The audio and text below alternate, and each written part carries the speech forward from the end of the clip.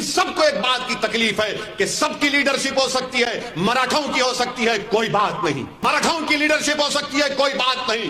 Backward class की हो सकती है, कोई बात नहीं। मगर किसी की नहीं हो सकती तो दलित और मुसलमान और आदिवासी की पॉलिटिकल लीडरशिप नहीं हो सकती।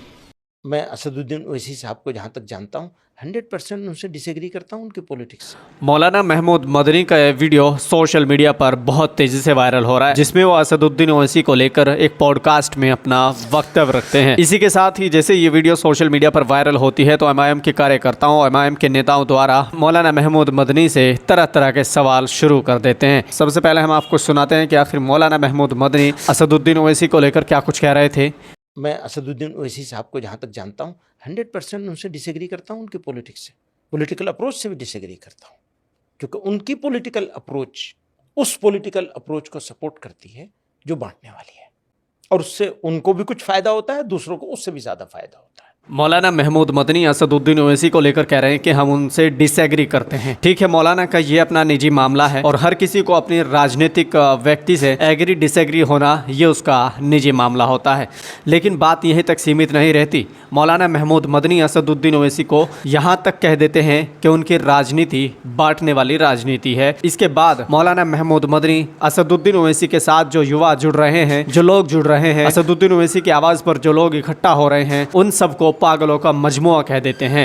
लेकिन सर उन्हीं के पीछे इतनी मुसलमानों की भीड़ भी तो खड़ी होती है, वो खुश होती है, वो ताली मारती है जब वो कहते हैं 15 मिनट पुलिस हटा लो। ऐसा है, इसी तरह की बहुत सारी बात बहुत सारे लोग उधर भी बोलते हैं, वहाँ भी जमा हो जाती है भीड़। तो पागल लोगों का तो मजमा, पब्लिक में पागल लोग तो हो ही जाते हैं। हाँ, ये पागलों का मजमुआ है, क्योंकि जब नामों से रिसालत के नाम पर कोई आवाज़ देता है तो लाखों की भीड़ इनके पीछे हो जाती है। ये पागल है क्योंकि ये CAA और NRC जैसे काले कानून पर पार्लियामेंट में दहाड़ते हैं। भारत को मुसलमानों के लिए स्वर्ग कहने वाले मौलाना महमूद मदनी ये वही हैं जो कहते हैं कि भारत के मुसलमानों के लिए भारत स्वर्ग है। मॉब लिंचिंग पर ये महाशय खामोश रहते हैं। भारत के अंदर मसाजिद और मदारिस को टारगेट किया जाता है, मगर ये खामोश रहते हैं। हिमाचल में और मस्जिदों को लगातार शहीद करने की पूरी प्लानिंग की जा रही है, लेकिन ये महाशय खामोश रहते हैं। मुसलमानों के घरों को बुलडोजर किया जा रहा है, मगर ये महाशय AC के कमरे में बैठ जाते हैं और इनके मुंह में दही जम जाती है। नामों से रिसालत को लेकर एक आवाज़ देते हैं और लाखों की भीड़ खड़ी हो जाती है।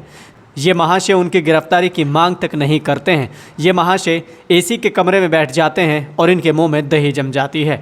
लगातार मुसलमानों की नाबालिग और बालिग लड़कियों को टारगेट किया जा रहा है, मगर इनकी कोई प्लानिंग नहीं है। ये AC के कमरे में बैठ जाते हैं, ये नहीं बोलते हैं क्योंकि इनके मुंह में दही जम जाती है।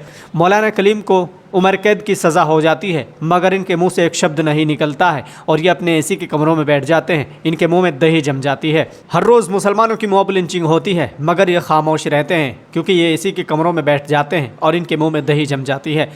असम में मुसलमानों को लगातार प्रताड़ित किया जा रहा है, उनके मदरसों को बाकायदा तौर पर शहीद किया जा रहा है, लेकिन ये महाशय AC के कमरों में बैठ जाते हैं और इनके मुंह में दही जम जाती है।